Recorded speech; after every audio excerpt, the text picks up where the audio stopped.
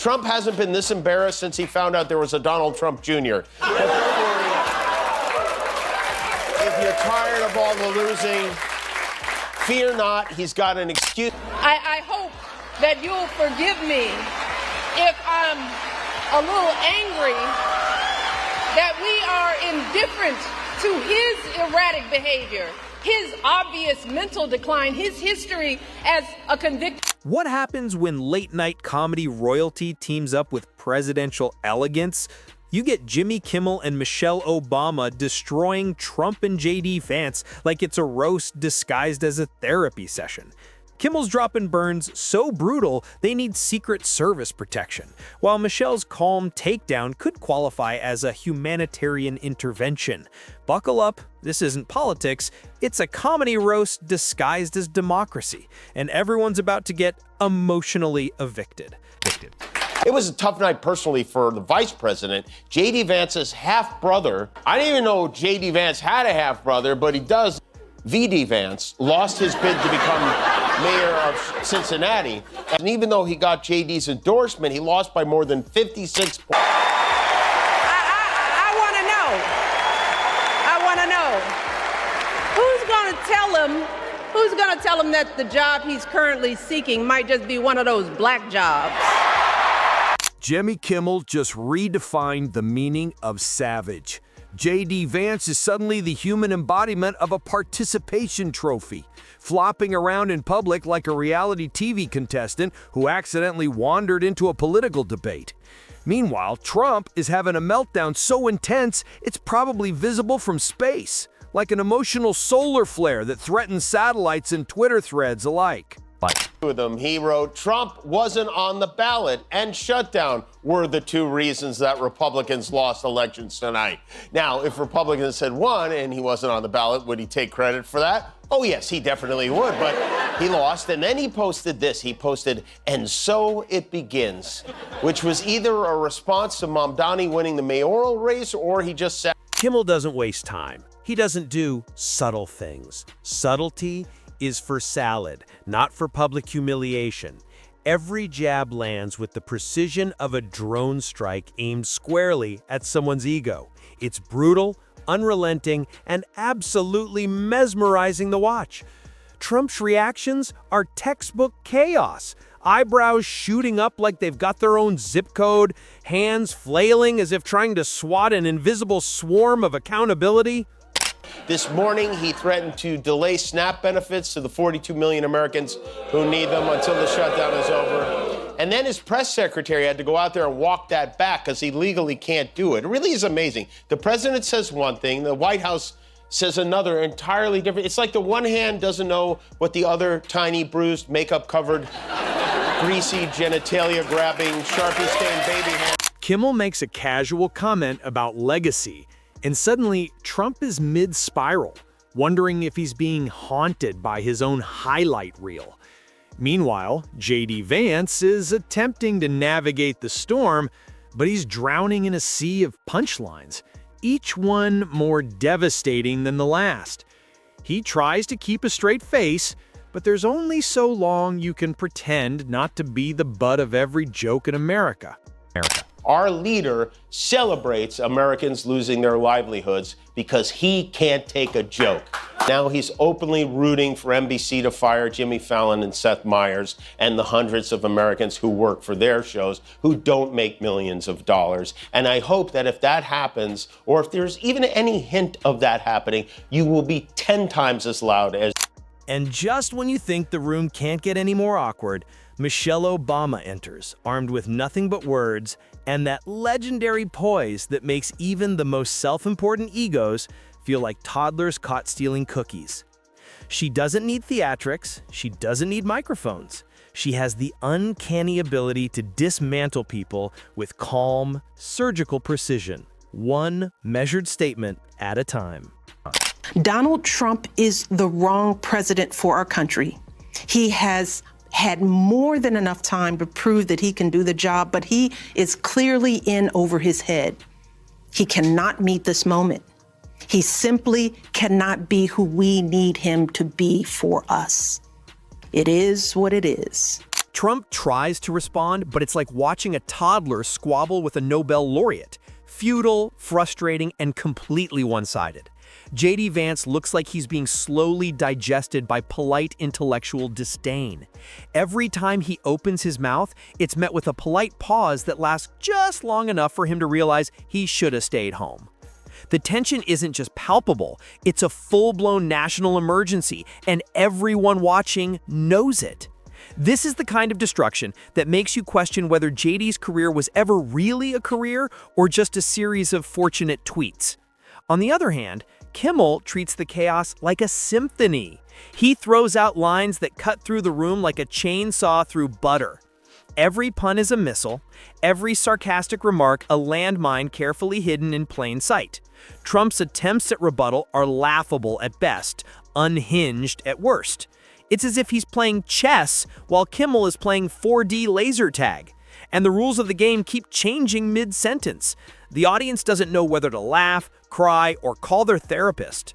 And also, hey, you just think about how cruel a person has to be to cut off food to 42 million people. It's the kind of thing that makes you go, oh, no wonder his kids are like that. The guy who never missed a Happy Meal in his life is deciding who gets to eat in this country. So after a federal court ordered them to do it, the Trump administration agreed to pay half the benefits, which is not enough, so Michelle Obama's approach is different, and that's what makes it so devastating. There's no grandiose theatrics, no screaming, no desperate need for applause. It's just calm, undeniable logic delivered with the sort of elegance that makes JD Vance feel like he's trying to explain algebra to a cat. Every point she makes is met with silence, and the silence itself is suffocating like a slow-motion vacuum, sealing off any room for ego or bravado. Trump flails, JD flounders, and the audience collectively leans in, hypnotized by the sheer spectacle of their unraveling. At one point, Kimmel casually references a concept Trump has probably never fully grasped: history. He doesn't need to elaborate because Trump's reaction does it for him. Jaw slack, eyes wide, as if someone just suggested that his Twitter feed isn't the most important document in modern civilization. JD Vance tries to nod in agreement, but he looks more like a deer caught in headlights than a rising political star. Kimmel doesn't give him a break. He doubles down, sprinkling in observations so pointed they might as well come with trigger warnings. A known slumlord, a predator found liable for sexual abuse, all of this while we pick apart Kamala's answers from interviews that he doesn't even have the courage to do, y'all. Please, do not hand our fates over to the likes of Trump, who knows nothing about us, who has shown deep contempt for us. And then there's Michelle Obama, who watches this spectacle unfold with that signature calm expression, as if she's observing a science experiment and has just realized the hypothesis was laughably flawed.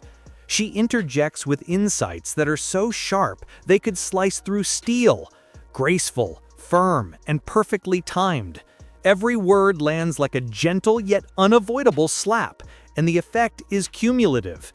By the end, Trump and JD aren't just embarrassed, they're emotionally evicted from their own egos.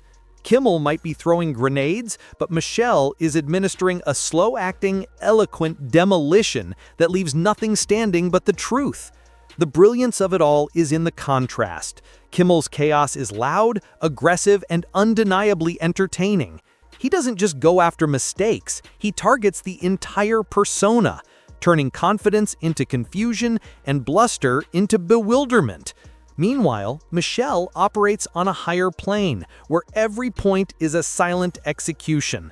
The result? Two very different forces converging on the same target with devastating efficiency, each in their own signature style. Trump sputters, JD shrinks, and the audience can't help but revel in the spectacle. They see an entitlement that says only certain people belong here. That greed is good and winning is everything, because as long as you come out on top, it doesn't matter what happens to everyone else. And they see what happens when that lack of empathy is ginned up into outright disdain.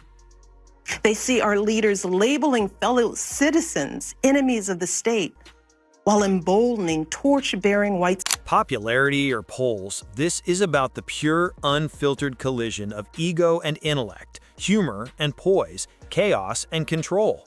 Kimmel makes the room feel like a pressure cooker set to maximum, while Michelle quietly cracks the lid and lets the consequences simmer naturally. By the time it's over, there's nothing left but the faint smell of humiliation and the echo of punchlines that will haunt JD Vance for months, maybe years. Trump's face is a masterpiece of disbelief. JD's confidence is in shambles, and the audience is collectively asking the unspoken question, how did it come to this? JD's attempts at recovery are like watching someone try to fix a sinking ship with duct tape. Every word he utters only highlights how out of his depth he really is. Michelle's interventions are slower, but the effect is just as fatal, like a steady drip of logic eroding a sandcastle built on arrogance.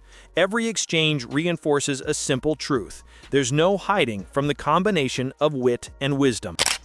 It's not like Trump doesn't care about people. I mean, he has a lot of empathy. He's feeling especially bad right now for the family of the newly decrowned Jeffrey Epstein pal, the now former Prince Andrew. Prince Andrew in the UK has had his royal titles stripped away because of the Epstein scandal. I know you're close to the royal family there. Do you have any thoughts on that? I feel very badly. I mean, it's a terrible thing that's happened to the family. That's been a tragic situation. And it's too bad. Trump, predictably, doesn't handle it well. He doubles down, raises his voice, and generally makes a spectacle that borders on performance art in its sheer absurdity. But it doesn't matter. By this point, Kimmel's humor has turned his exaggerations into punchlines. And Michelle's composure has turned his rhetoric into a case study in public overreaction. It's a perfect storm of comedy and intellect, leaving the target utterly exposed and the audience in stitches. Even JD tries to interject a moment of clarity, but it lands like a whisper in a hurricane. The contrast is what makes it so satisfying. The chaos of comedy meets the precision of insight, and the result is nothing short of catastrophic for anyone with a fragile sense of self. Kimmel isn't just hitting, he's obliterating. Michelle isn't just commenting, she's demonstrating the art of dismantling without losing a single ounce of dignity. Together, though not literally, they create a universe where one side is entertainment and the other is unassailable clarity. And the targets are stuck somewhere in between, floundering and flailing like they've accidentally wandered into a comedy physics experiment. According to the Federal Bureau of Prisons, Diddy is scheduled to be released on May 8th, 2028, just in time to run for president. And Diddy requested a pardon from President Trump. You know, every so often I say something on the show that would make no sense if I heard it in like 2014. And Diddy has requested a pardon from President Trump is one of them. The audience watches wide-eyed because this is more than entertainment. It's a masterclass in how to confront ego, absurdity, and self-importance without breaking a sweat. JD and Trump are learning the hard way that charm, bluster, and bravado can only get you so far. When wit meets wisdom, the results are unavoidable, inescapable, and deliciously brutal. And yet, amid all the chaos, there's a strange elegance to the destruction. Michelle's interventions are calm and precise, but they hit with all the force of an intellectual hurricane. It's a dynamic the audience can't take their eyes off, a spectacle that's part comedy, part existential reckoning, and entirely unforgettable. Trump might tweet later trying to reclaim his dignity, but the damage is permanent. The world has seen them exposed, and there's no undo button, no retweet that can fix what's been done. At the end of it all, the lesson is clear. Humor and intelligence, when deployed effectively, are unstoppable forces. Together, they create a landscape where pride and bluster are powerless, leaving only the satisfaction of an audience that's witnessed the impossible. Two very different approaches converging to annihilate confidence, one laugh and one well-placed point at a time. So JD Vance walks away slightly shell-shocked, trying to process the humiliation. Trump storms off, probably muttering to anyone within earshot about unfair treatment, missed opportunities, and how he would have handled it better. For years, Donald Trump did everything in his power to try to make people fear us. See, his limited, narrow view of the world made him feel threatened by the existence of two hardworking, highly educated, successful people who happen. Meanwhile, the audience is left with the memory of a spectacle so sharp, so unrelenting, and so exquisitely entertaining that it might never be topped. And somewhere in a quiet corner, Kimmel and Michelle's brilliance just exists, leaving devastation in its wake, perfectly poised, effortlessly cruel, and undeniably hilarious. By now, JD's attempts at self-preservation are basically performance art in futility. Every word he utters seems carefully calculated to sound serious, but it lands like someone trying to sell sand in the desert. Kimmel isn't just reacting, he's anticipating, preempting, and then doubling down. Each line a perfectly aimed wrecking ball swinging directly at fragile ego structures. Trump, of course, doesn't take this quietly. Every jab is met with a combination of outrage, confusion, and the subtle desperation of a man realizing that charisma alone cannot shield him from public annihilation. It's almost poetic. One side is calm, calculated, and devastatingly smart. The other side is thrashing, sputtering, and wondering how humor could possibly be this cruel. I mean, that son of a bitch, you know, is really unbelievable. Mr. Son of a bitch. I mean, Mr. Son of a bitch. His royal, yes, yeah, no, I never imagined that we'd ever have a president like this, and I hope we don't ever have another president like this again. I mean, I never even imagined there would ever be a situation in which the president of our country was celebrating hundreds of JD Vance is desperately trying to pretend that none of this applies to him, even though the universe keeps saying otherwise. Michelle Obama doesn't rush. She doesn't need to. Her precision is slow-burning, cumulative, and completely unavoidable. Each observation, each pointed comment lands quietly, but with the force of a ton of bricks. By the time it's over, the room isn't just uncomfortable, it's irreversibly altered. Trump's ego has shriveled in real time. JD's confidence has evaporated, and the audience has been treated to a masterclass in how intellect and poise can annihilate arrogance. And the beauty of it is that there's no malice, just undeniable clarity. Kimmel's chaos is funhouse mirror brutality, while Michelle's insight is calm, surgical, and unassailable. Together, in their own separate orbits, they create an inescapable vortex of humiliation and revelation. The end result? Two very different forces proving that nothing survives when wit meets wisdom, and leaving JD and Trump to pick up the pieces of what remains of their dignity, if any remains at all.